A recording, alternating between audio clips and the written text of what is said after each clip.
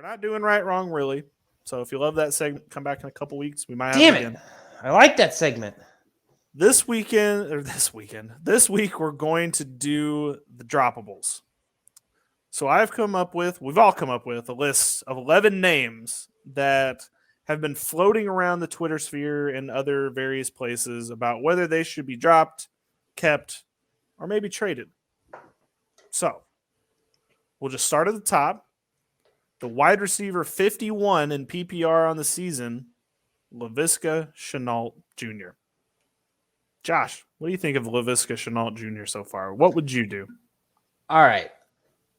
Completely unprepared because I didn't think you'd call on me first, but I will say that Gotta be prepared at all times. After last week, I thought, or after 2 weeks ago, I should say, after DJ Chark going down, I thought Shenault would immediately step in and get 9-10 targets, 7 catches, 70 yards.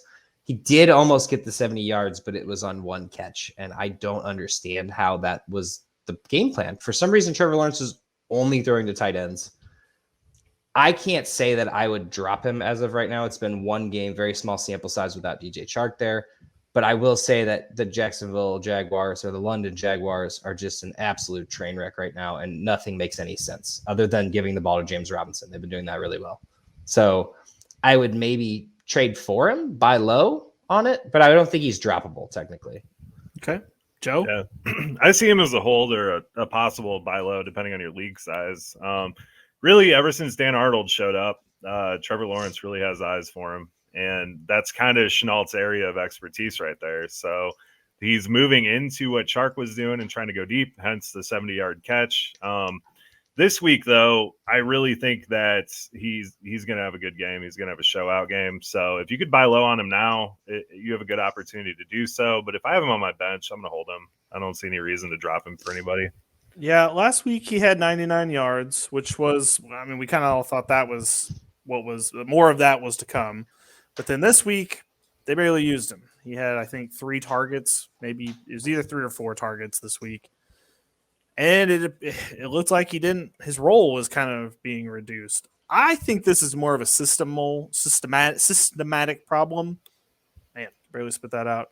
Than it being a Shenault problem. I think that would you say it's an Urban Meyer problem?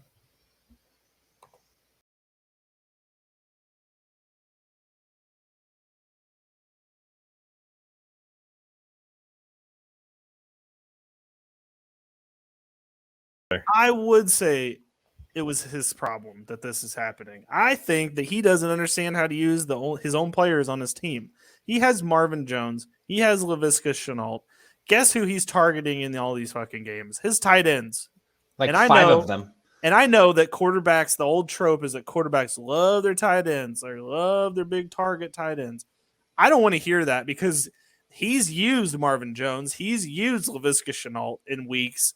It's just not consistent. And if we're not getting better, then we're just treading water. That's why we're 0-5. That's why we're the first team in NFL history not to kick a field goal in the first 5 games. That's what we're doing here. That's the kind of treading water bullshit that we're in. I did not know that stat, and I absolutely love it. Yes, they're the first team in NFL history not to kick a field goal in the first 5 weeks of the season. So I wasn't as high on Shenault as everyone else was. And I think, like I said, I think this is the perfect buy because most people that drafted him got him in the 5th, 6th round, maybe earlier, maybe later. I don't know. But those people are desperate for something out of him. So if you can throw something at these people because they're not thinking about dropping him, and I get why you drafted high. I mean, obviously draft doesn't really matter anymore, but that's how people think. They're like, I drafted him in the 5th round. I want him to be good. He's going to be good. But right now, after that week, I think that he goes back to normal, and I personally think he's basically startable at this point. I mean, as a flex or something. I mean, I'm not excited about starting him, but I think he could absolutely be that guy if given the opportunity. And I think that a Shenault owner after the first 3 weeks and then seeing Shark go down got really excited after being really bummed and is right back to being bummed again. Yeah.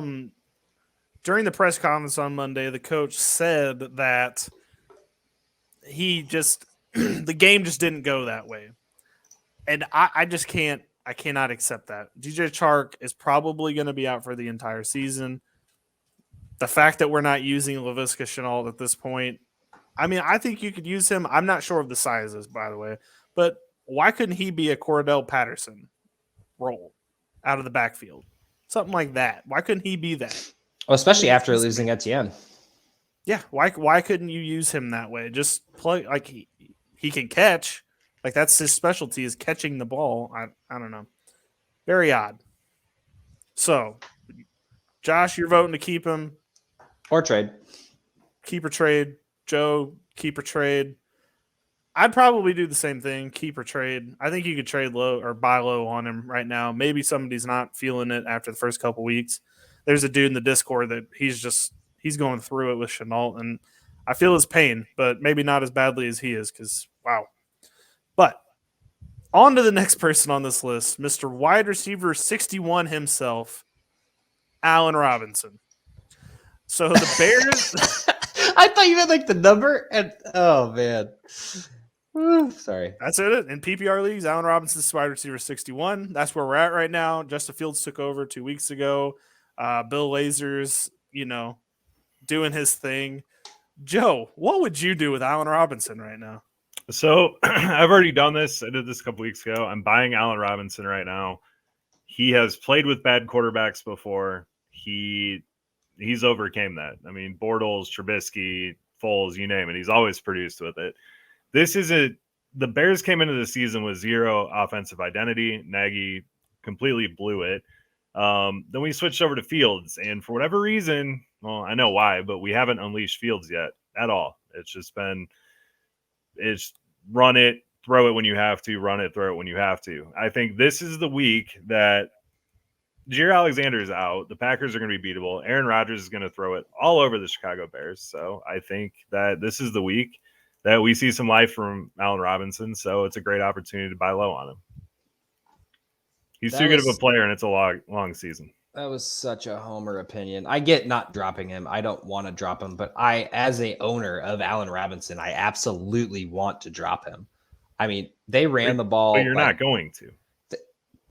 I get it. I want to, though. No. I'm just saying 37 carries in that game, and Justin Fields has not looked good. I know that everybody's saying Justin Fields good. Justin Fields is good. I hope he is. He hasn't looked it yet.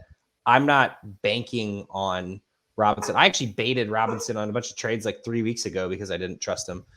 Now I trust him less, and I don't think he's even viable. Like, I don't think you trade for Allen Robinson unless you're just throwing dirt cheap offers at the person and they're just tired of him. So I get it if you want to drop Allen Robinson. I get it. I get why you would as well. I probably wouldn't, just because I think I just have this internal optimist about me that thinks that eventually the Bears are going to start actually throwing the football. But if they can do kind of what they did last week, I think they might just do that. Like, play decent defense, run the football, throw Allen Robinson 5 or 6 targets a game, and just live and die by, seeing what happens.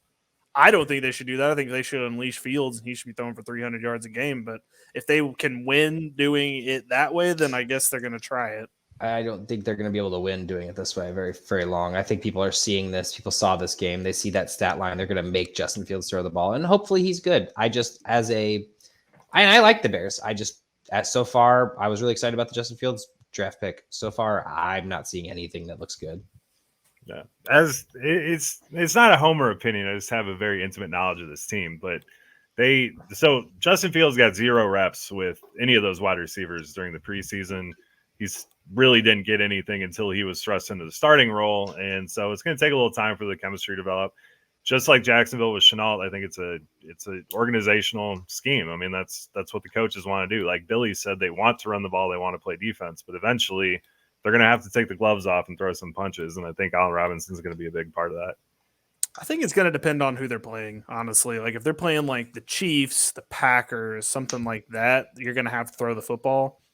That could be a good Allen Robinson game. But games like where they played the Raiders, where like they're kind of like a weird team anyway, you're not going to have to throw it as much. You're just going to have to grind it out. And they did. And they won. So, I mean, it worked this way.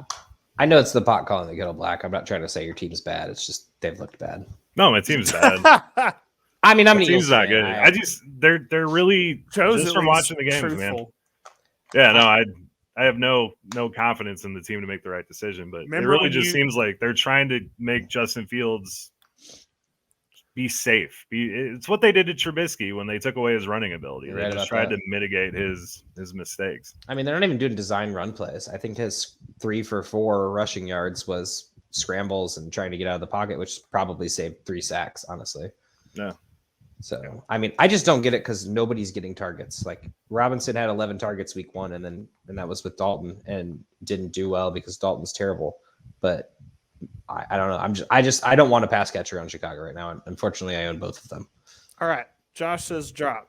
Joe says buy low / hold. To be I'm fair, I saying- say I I'm get saying if you want to hold, drop but it. I would not buy. I would not buy low right now. Just wouldn't do it. Just hold It's if you the have lowest them. it's ever going to be. You're not wrong. You're definitely not wrong. But I would not be selling. If you're in a dynasty league, this is a great That's a opportunity. good time to buy for him. Dynasty for sure. Okay, well, in dynasty, yeah, for sure. There's people that listen. A lot of people that listen to this are in Dynasty leagues. So. I know, but of course, like Laviska Shenault, obviously he would be a buy too if somebody was panicking second season in. I don't think anyone's selling Laviska this early. I in don't Dynasty. think so either. Allen Robinson owners shouldn't be selling, but I they would might be. absolutely sell him in Dynasty. I would check. Sell him in any league if anyone would buy him. Okay, I'll buy let's him.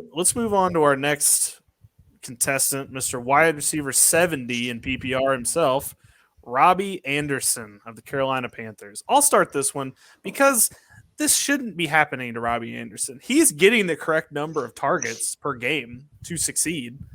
He's just not catching them. And it might be Darnold. It might be the ghosts of Jets past. We know Darnold has a problem with ghosts. This could be an issue that is just not going to fix itself. I don't know. Robbie Anderson was good with Sam Darnold in New York. Why he's not better now, I don't know. And I don't know. He's still getting the correct number of targets. I think better days ahead. However, I would probably be okay if you dropped him in season-long drafts. If you're in a 10-man with a small bench, absolutely get it. Yeah. If you dropped him for Tony on the waiver wire, I absolutely get it. That's an upgrade. The problem with Robbie Anderson in the first place is, except for with the exception of I believe last year when he was pretty consistent, he's always kind of been that boomer bust player. And so far, all you're getting is busts. I mean, he had that 157-yard touchdown week 1, and then after that, it's just been under 50 yards. Yep. Yeah, he had 5 catches against Dallas week 4, but you don't want 9 points. I mean, that's Allen Robinson numbers.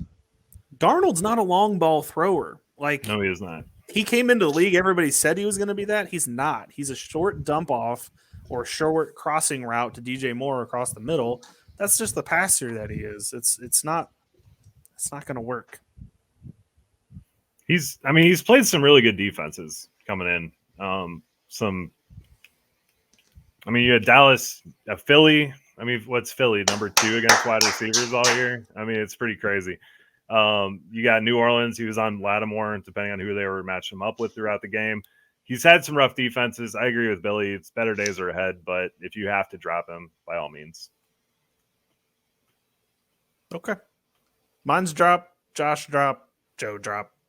If you have to. Yeah, I mean, if you I'm got pretty a deep indifferent on bench, yeah, I get if you want to hold him, but you're not getting anything for him at this point. It's true. All right. Further down the trash chute we go. Mr. Wide Receiver 83, Brandon Aiyuk from San And that Francisco. is not his number. That is his ranking. Yeah, wide receiver. Yeah, the wide receiver 83 in PPR this year, Mr. Brandon Aiyuk. I already dropped him. So 8 I don't catch- really- No, time out. Okay. Season-long stats. 8 catch, and he's played all 5 games. 8 catches, 90 yards, and a touchdown. Man, that is one good game or 5 really shitty ones. Just gone.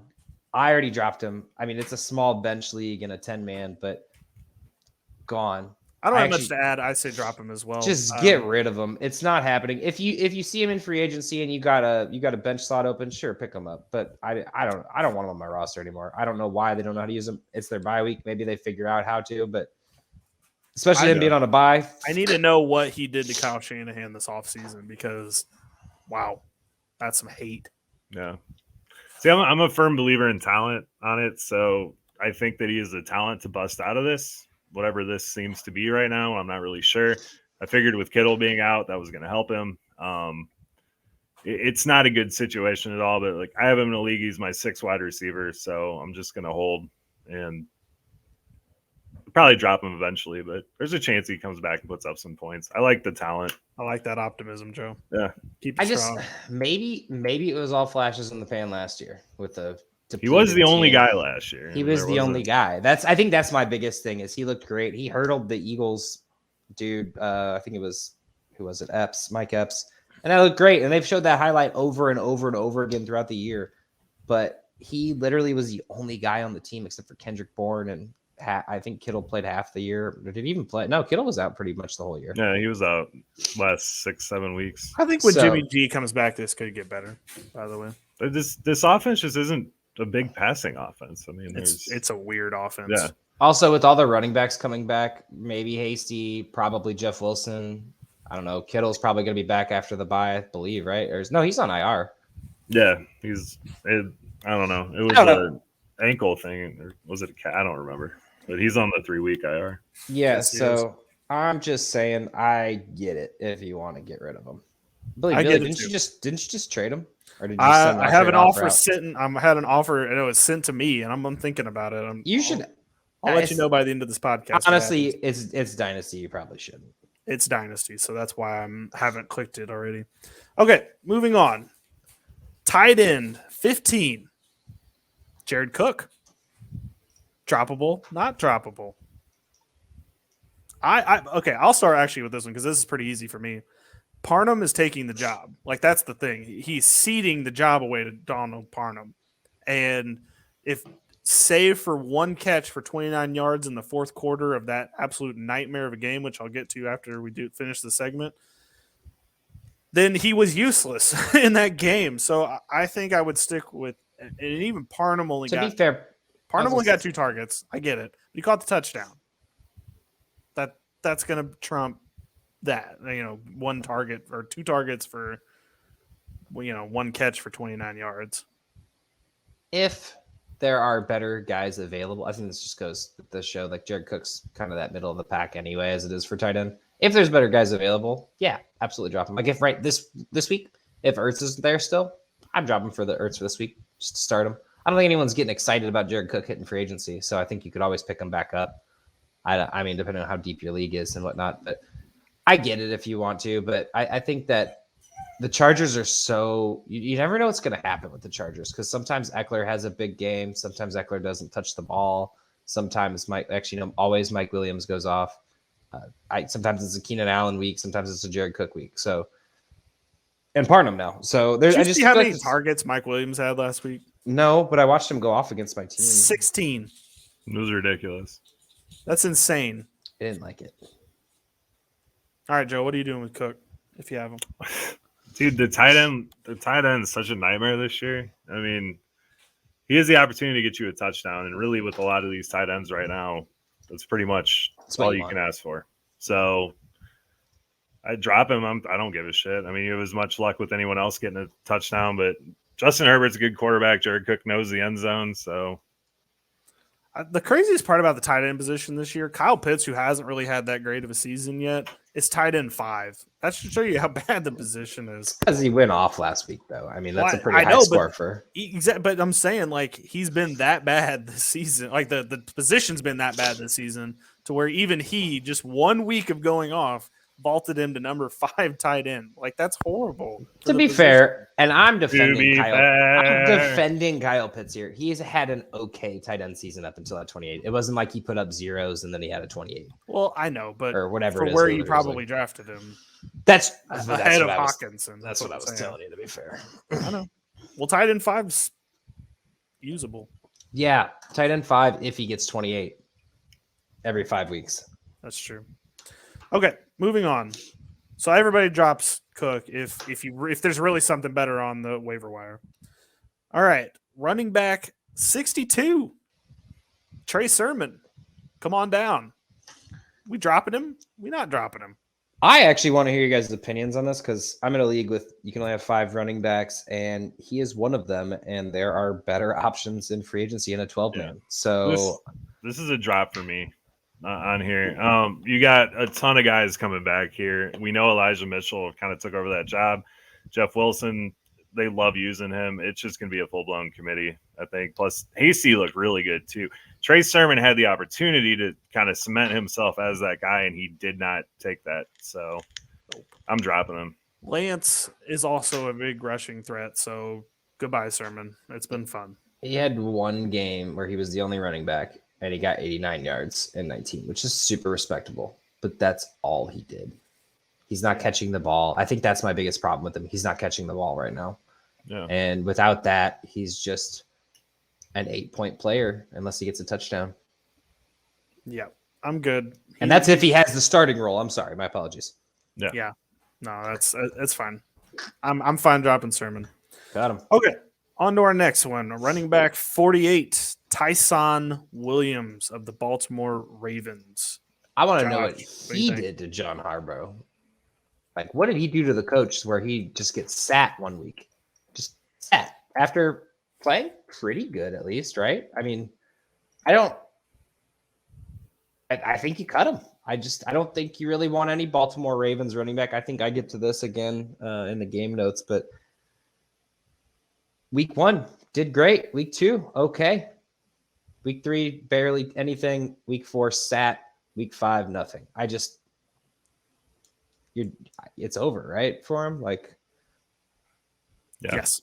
okay. I cut him in 4 leagues for the likes of Booker, Darrell Williams, and Tony. So it was pretty easy for me. I didn't even think about it. The thing about Baltimore is nobody's really taken that role. Like Latavius Murray's technically the starting running back, but he can't break a run off to save his life. I mean, it's just he's missing the speed. But he's better than Le'Veon Bell. He's better than Tyson Williams. To be fair, Lat Murray had 2 walk-in touchdowns if Lamar Jackson just handed him the ball. Yeah, but He did. welcome to Baltimore. Exactly. So I think we all can agree. Tyson Williams, goodbye. On to running back 51, Kenyan Drake of the Las Vegas Raiders. So obviously Josh Jacobs is there. So he as long as he's healthy, you're already going to have a split workload anyway. But what do we think, guys? What do we think about Kenyan Drake All right. going forward? Let's lay out the Raiders' year so far. They upset Baltimore. They beat Pittsburgh. They beat Miami, whatever. And they lost to the Chargers. They lost to Chicago. In the 3 games they won, Mr. Drake had catches and 30, 40, 50 yards and scored halfway decent fantasy-wise and got some runs and in between. The last 2 weeks, he was completely phased out of the offense, had 1 carry and 2 carries, no catches. I don't know if he had targets or not, but he didn't have any catches. And maybe you just use Drake because honestly, I don't know what their obsession is. I mean, don't get me wrong. I get Jacobs is a good running back, but he hasn't done anything good. And he's not a pass catching back, even though they've been using him as it for some reason. I just don't understand why you just stop using Drake. You won 3 games. And just looking at the stats, you won 3 games and he had 5 catches mostly each game. Why aren't you using him? You're down in both of these games. You think you'd use your pass catching back. I don't know. The concerning number for me is that Kenyan Drake had 1 target last week and Josh Jacobs had 5. Kenyan Drake was brought there not to be the running back, but to be the pass catching back. James White rule. Yeah, or like Naheem Hines or something like that. But they're not using him that way. So why did you even trade for him is the better question here. But Okay. So the 2 weeks Jacobs has been back, he scored 10 and 15 fantasy points, gotten 40 rush yards each game, 5 catches and 4 catches of 17 and 19 yards. You're telling me Drake wouldn't have got 30 or 40 off of that? I don't know. I just don't understand what they're trying to do here. I mean, I don't think they know. Their line sucks. I mean, it's I don't know if this whole ordeal has. They traded the O-line, an O-lineman to get Drake is a part of the their O-line sucks, and he's not catching passes. He's not really doing anything beneficial. So cut him. Yeah. I disagree. Drake. I disagree. I think that maybe the Raiders in a new regime. Honestly, whenever a new coach or a new quarterback comes in, I like to buy players on those teams. Spec ad for sure. That's the spec ad right now. Is Marlon Mack's the spec ad? No, it was their special it's an teams coach. interim No, coach. he took over. Okay. Yeah, His but I son's just like the strength and conditioning coach or something. you have to think that whatever was going on was messing with John Gruden's coaching ability. They started off 3-0, and I say whatever was going on. Obviously, what was going on. So, but I just think that they got to go back to that. They see that a new coach is coming in. They see Drake, and I imagine they've seen a lot of Drake as being the special teams coach. So fucking play him. Just use him. I don't drop him right now. If anything, I try to buy super low on him. Just try to throw Michael Carter at him or something. I'm keeping Michael Carter. I would much rather have Michael Carter. I would definitely rather have Michael Carter. It's the Jets, man. Throw Damian Harris at him. Yeah, Damian Harris would be a good throw because I think Ramondre Stevenson's coming. But from one Raider to the next Raider, wide receiver 37, Henry Ruggs is the next person. So this one, I feel a little bit less confident in dropping. You can't drop him. It's only because he's going to have one of those weeks where he goes like 3 for 130 yards and 2 touchdowns. And you're going to be like, damn it. Why is he on the waiver wire because of me? I don't think I could do it. You can absolutely not drop Henry Ruggs. His worst game so far is 7 points. Allen Robinson's got that beat. Yeah. All right, I'm sorry. I'm done with Allen Robinson. But no, I mean, honestly, his worst game was 2 catches for 46 yards. And he's going to have those games. And I think you always knew this as you're drafting a speedy wide receiver to be fair, we didn't know what kind of team this was going to be, an okay team. But I think the targets are there. He's averaging, 6 targets a game. I don't see you getting rid of him. Once again, new regime. I'd buy Ruggs right now because he's very cheap. Yeah. I wouldn't throw anything. I don't think he's very cheap. I think he's about middle of the pack. Really? I would sell Ruggs for pretty cheap. But I mean, I'm just saying, I have him on my team and he's just sitting there. He's probably never going to start, but I can't drop him. Exactly. So the big thing with Ruggs is bye weeks are coming up. And he's one of those players that you can put in your wide receiver slot on a bye week in a pinch, and he could win you a week if he has that 3 for 130 game. And that's the beauty of guys like that. I mean, that's I will say, do not like his next couple games. He plays Denver, then Philly, so Surtain, then Slay. But he only needs one. Like last week, he caught one pass for 51 yards. I mean, the other passes were only for 9 yards total, but there was one pass for 51 yards. So it's like just that there could be just one broken coverage where he beats the person because he's faster than everybody. And that could be the one that he needed. Yeah. No, I agree. The big thing with Denver is Kyle Fuller lines up on the side that Ruggs is going to be on this week. And Kyle Fuller does not look good. So you have to imagine that they'd probably swap, right? I mean, they're not going to cover Brian Edwards really with Surtain, right? Don't know. Kyle Fuller only plays the left side. That's so dumb. I'm sorry. You need to learn both sides, bud. All right. So it's a hold, buy, possibly.